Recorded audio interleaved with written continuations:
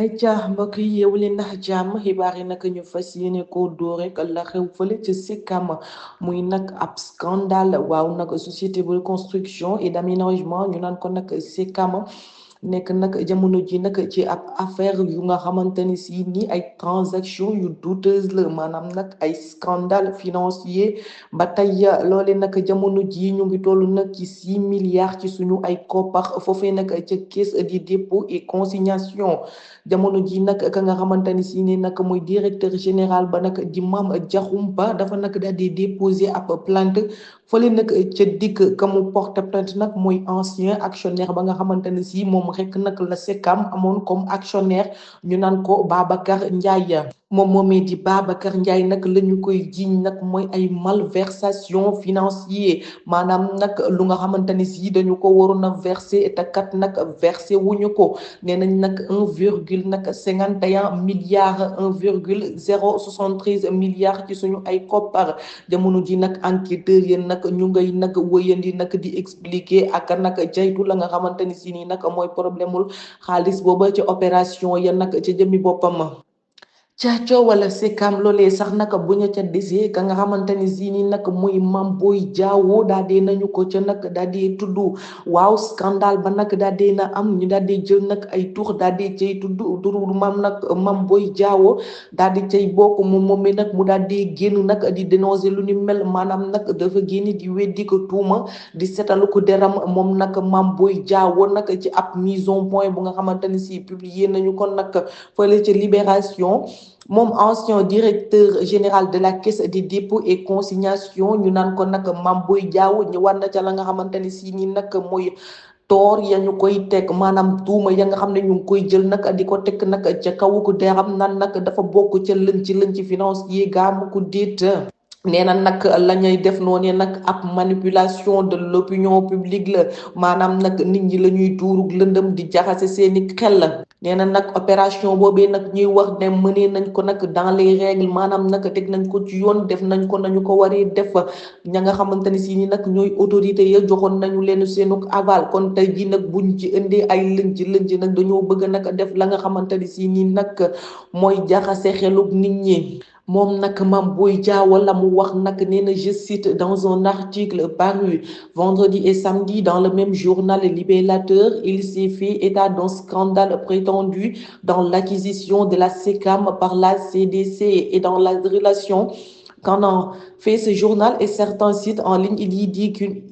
y dit qu'il y ait une implication de ma personne en ma qualité d'ancien directeur général de la CDC. Sans rentrer dans les détails futiles, il faut constater pour s'en désoler que la seule fois où mon nom y est mentionné, c'est pour dire que l'acquisition en question a été faite pendant que je m'y occupais les fonctions de DG sans pour autant en apporter le caractère délictuel. maanaam nag la mu bëgg a wax moom Mame Boye Diao mooy nag tuuram nag benn yoon lañ ko ca tudd mooy nag ba ñu naan ko nag opération ba nag def nañ ko maanaam nag envoi ba jàll na boobee rek lañu ko ca tudd waaye bu dul loolu kenn mësu ko caa tudd jamono ji nag jug na taxaw nag nee na nag képp ko ca tudd rek nag da nga nag bëgg a def la nga xamante ni si mooy salfaañee xeluk nit ñi moom Mame Boye Diao ba tey nag ca ay français nee na nag je rappelle aussi que la mission de l'inspection générale d'État a séjourné à la CCD et cette mission donnera les résultats acquis de droit. Il me semble juste intriguant que la CDC conteste des éléments d'actifs de la Secam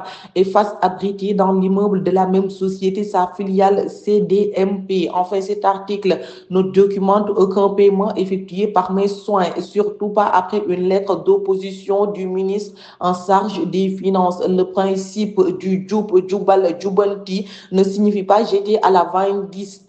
la vindicte populaire des Sénégalais de façon aussi légère la mu bëgg a wax nag mooy nag jamono ji que ni nag la jubal jubanti maanaam nag la nga xamante ni si mooy Pastef les patriotes ñoo ko fi teg ne nag dañuy jubal jubanti loolee nag taxul ba ku nekk rek da ngay nag yëkkati sànni ko ca la nga xamante ni si nii mooy lu dul dëgg te du yoon na wala it nag nga daal dee bëgg a jël nit bëgg koo jaxaseeg ña nga xamante ni si nii nag ñooy population sénégalaise. Modou Diagne Fada di président du parti les démocrates réformateurs Yeesal moom moomee nag muy ñëwaat ca la nga xamante ni si ni nag mooy levée de l'immunité parlementaire bu Farba Ngom moom moomee nag muy nag amal ab critique di ko jëmale ca ña nga xamante ni si ñooy waa Pastef les patriotes nañu doxalee nee na nag nañu doxalee nag am na ak taxaw saytu nag bu ca war a amaat ndax kat moom moomee nag di président du parti les démocrates réformateurs jàpp na ni nag yëf ya nag teguwul ci yoon.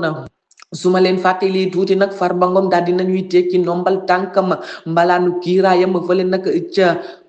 pencum ndawi réew ñi daal di nañu koy nag dindi ba mu set maanaam jamono ji may wax ak yéen nii ngeen may déggee nii Farba Ngom nekkatul ko député lu ko waral nag sentif dañu tudd turam nag ca la nga xamante ni si mooy coowal ay milliards yu fi amoon mu toll nag ci 125 milliards ñu ni nag moom moomee di Farba Ngom nag daf caa takke wala mu laalee ca naka noonee waa sentif daal di dem ba ca ministère de la justice jébbal ko yëf ya ministère de la justice it yëkkatiwaat yëf ya dem ba ca l'Assemblée nationale jébbal leen ko ne leen nag tekki leen mbalaanu kiiraayam mu ñëw wuyu si ma ñu daal di nag atte yëf ya ca yoon naka noonee nag voté nañu nag daal di nag dindi la nga xamante ni si mooy mbalaanu kiiraayu Farba Ngom kon nag Farba jamono jii nii c'est une personne lambda nekkatul ko député loolee sax nag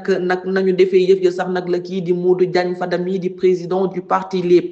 démocrate réformateur nag ñëwaat moom moomee nag nee na nag les patriotes africains du Sénégal sont nag pour le travail l'éthique et la fraternité maanaam nag ñoom patriotes africains du Sénégal jamono ji nag liggéey éthique ak li nga xamante ne si nii nag mooy fraternité nag gisuñu ko ca ñoom maanaam la ñuy woote ñoom waa Pastef nekkul ci ñoom ndax nag nii lañ def Barthélémy Dias ba raje ko nii nag la ñu defaat daal di lever li nga xamante ne si mooy immunité parlementaire de Farba Ngom nee na nag je cite on se rend compte que c'est une répétition de l'histoire et bien avant 2000 d'ailleurs nee na nag le Sénégal a connu cela du temps du régime d'Abdou Diouf sous Macky Sall aussi des députés d'imminentes personnalités de l'opposition d'alors ont vu leur immunité parlementaire on espérait qu'avec la rupture tant vantée qu'on n'en serait pas là.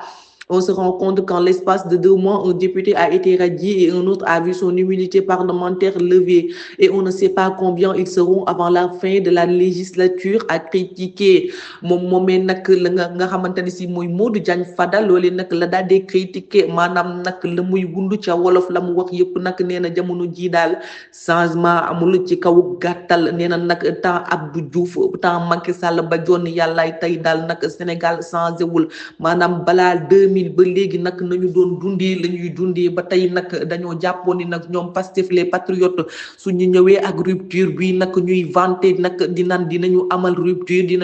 rupture jàppoon nañ ni nag suñu ñëwee ñoom Pastef les patriotes nag dina am changement ndekete yoo nag changement amul fenn la ñu doon dund daal la ñu continuer nag di dundee bu ñu jugee ci loolu nag Pastef les patriotes la ñuy des ab bébé patriote daal di juddu foofee nag ci palais présidentiel de la République waaw Bassirou Diomaye Diakhar Faye daal di nag ngénte ka nga xamante ni si mooy bébéem ba juddu nag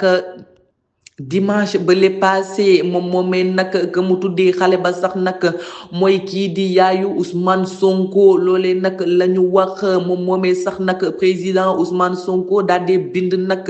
ci ab réseau social am nag ay remerciements nee na nag je cite je remercie du fond du cœur son excellence mon ami et frère Bassirou Diomaye Diakhar Faye pour cet énième honneur qu'il me fait à moi, à ma famille et à toutes les patriotes. Longue et heureuse vie à la petite Khady Mossane Faye loolee nag la kii di premier ministre Ousmane Sonko daal di wax waaw xale ba nag nee nañu nag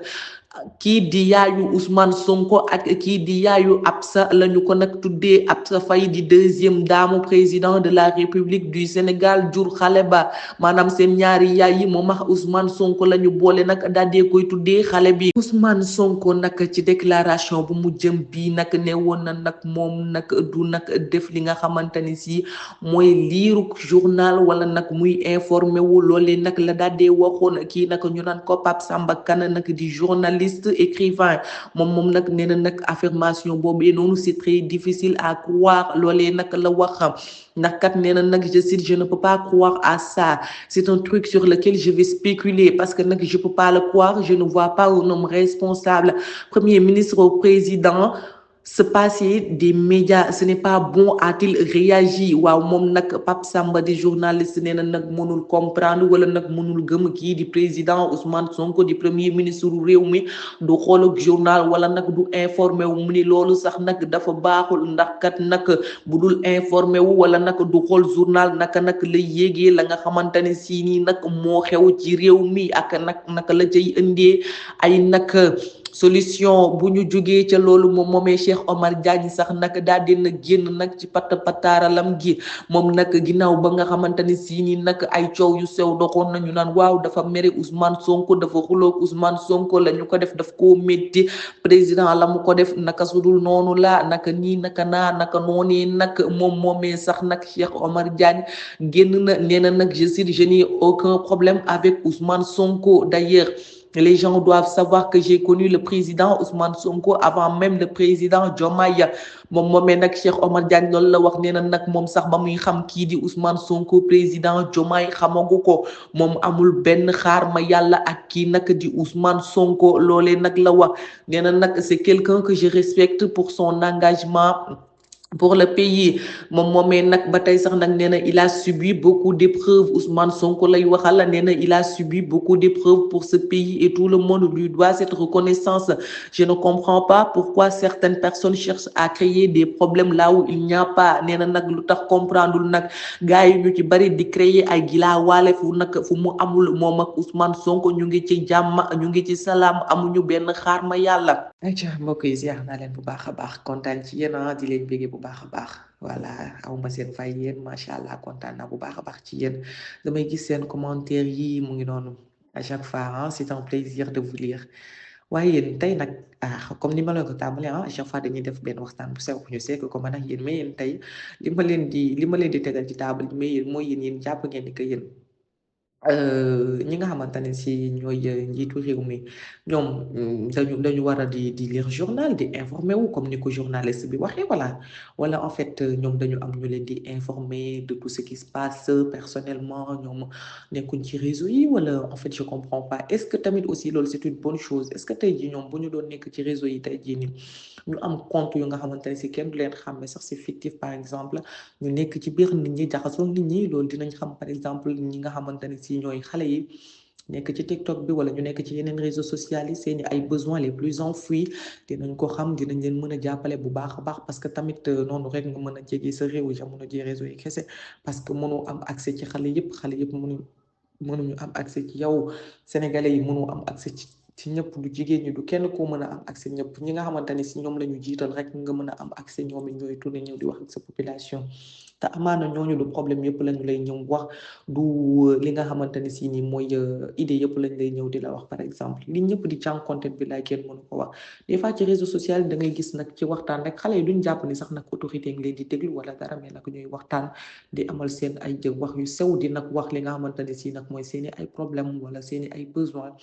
léegi nag yow tey ji bu fekkonte ni yow en tant que kilifa yow en tant que njiit yaa ngi ci biir réseau yi xaaru ku la informé rek da ngay jëlal sa bopp di xool di nga am lu bari lu nga xamante ne si yow yaa koy gisal sa bopp te yow yaa ciy jug sa bopp yow yaa ciy jugal sa bopp man de loolu laa gis sincèrement te nag man jàpp naa ne sax man nii ma ko waxee ñoom noonu lañ koy defee que ñu ngi ci biir réseaux sociaux yi que dañ dul wax nag ne que sama compte lii la wala laa wala lële wala ñu leen di xàmme mais que ñoom ñu ngi ci biir réseaux sociaux yi que xam nañu lu xew bu baax a baax tooguñu rek di xaar ku leen informer je sais aussi que ni am na nag ñu nga xamante ne si ñoom loolu lañ mooy seen liggéey nekk di informer spécialement ñi nga xam ne si ñooy njiitu réew yi ngir nag